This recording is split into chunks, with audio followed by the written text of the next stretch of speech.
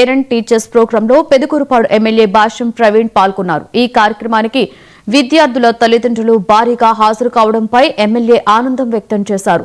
పాఠశాలలో విద్యార్థులందరూ ఎంతో సంతోషంగా ఉత్సాహంగా చదువుకుంటున్నారని ప్రవీణ్ పేర్కొన్నారు.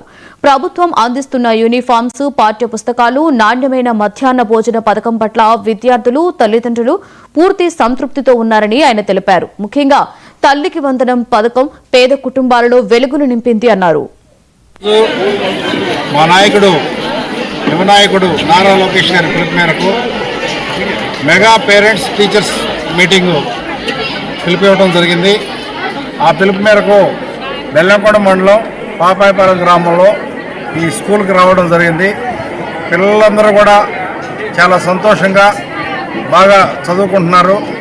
వారికి మన ప్రభుత్వం వచ్చిన తర్వాత మనం ఏర్పాటు చేసిన సౌకర్యాలు కానీ, బట్టల విషయంలో కానీ, అట్లానే బుక్స్ విషయంలో కానీ, అట్లానే మధ్యాహ్న భోజన పథకం విషయంలో కానీ అన్ని రకాలుగా సంతృప్తిగా ఉన్నారు.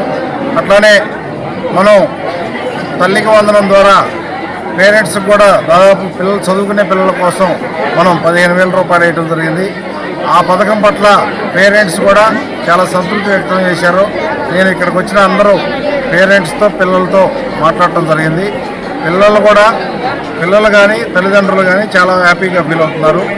టీచర్స్ కూడా చాలా శ్రద్ధగా మన ప్రభుత్వం వచ్చిన చాలా శ్రద్ధగా పిల్లలకి విద్యాబుద్ధులు నేర్పిస్తున్నారు. అంతా బాగా